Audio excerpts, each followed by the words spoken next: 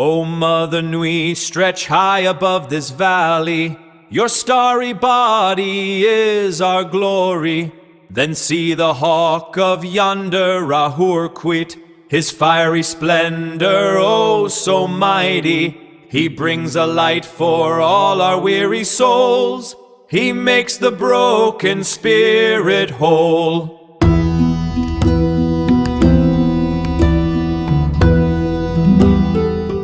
Welcome to the deep dive.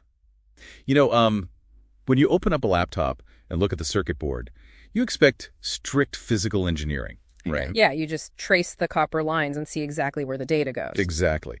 But if you step back into the 16th century, there was this Benedictine abbot named Johannes Trithemius, and he was building a very different kind of device. Oh, totally. I mean, his copper lines weren't meant to push electricity at all. They were designed to, pull in angels.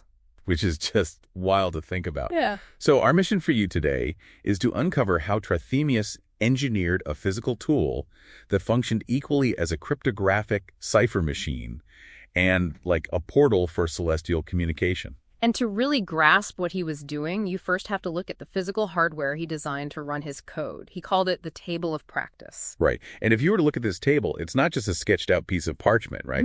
It was ideally built from solid gold or really dense ebony.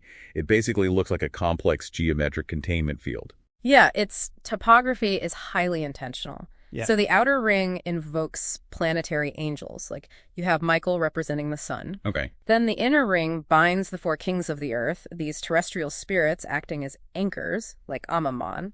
And right in the center, you have a triangle containing the tetragrammaton. That's the unpronounceable four-letter Hebrew name of God, right? Exactly. And that is wrapped around a scrying crystal, which is basically a polished stone or glass used to focus visions. Okay, let's unpack this for a second because it sounds like a spiritual motherboard. I mean, yeah, that's exactly what it is. You've got the massive celestial forces on the outside. Yeah. Right. And they're filtering down to govern the earthly kings on the inside. It's setting up a stabilized ground for high-frequency energy. Yes. That grounding is the entire point of the design. He's trying to create a localized, protected space in the material world perfectly shaped to host an astral presence safely. A motherboard doesn't do anything without code, though. And for Trithemius, his software was his infamous book, the Steganographia. Oh, yeah. The magical writing.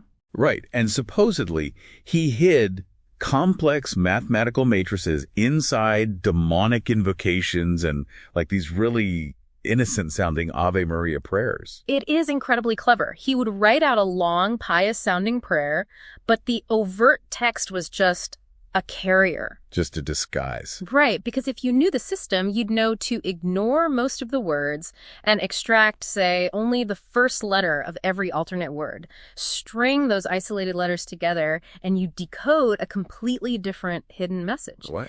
And in book 3, it was this numeric cipher matrix so advanced, it was essentially a primitive precursor to the World War II Enigma machine. Wait, really? The Enigma machine? Yeah. I mean, experts were baffled. Mathematicians actually couldn't fully crack that third book until the late 1990s. Okay, hold on. So what does this all mean? I need to push back here for a second. Was this actually magic? Or was it just a clever way to hide political secrets from rivals? Well, see, in the Renaissance paradigm, those aren't contradictory. He believed they were the exact same thing. Yeah.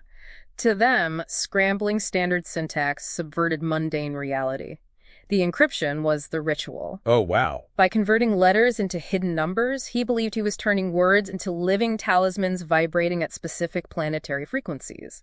The math manifested the magic. That completely flips the idea of code on its head. Okay. And here's where it gets really interesting, because this mathematical magic didn't die with Trithemius. It secretly shaped world history. Oh, absolutely. Look at Dr. John Dee later that century. Right. He took Trithemius' exact steganography methods and used them to conceal espionage intelligence for Queen Elizabeth I.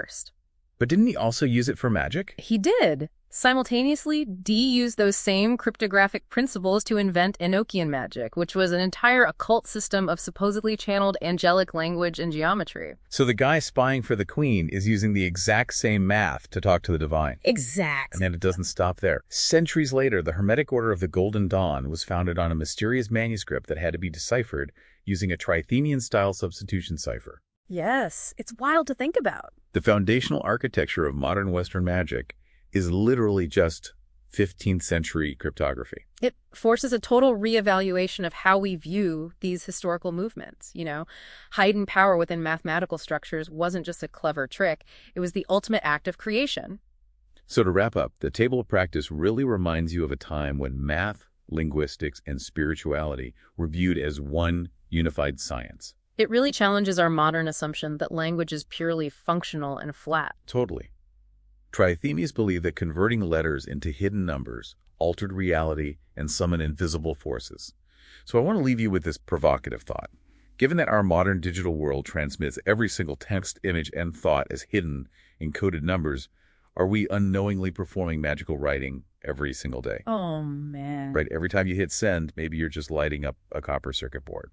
Or maybe you're tapping into something else entirely.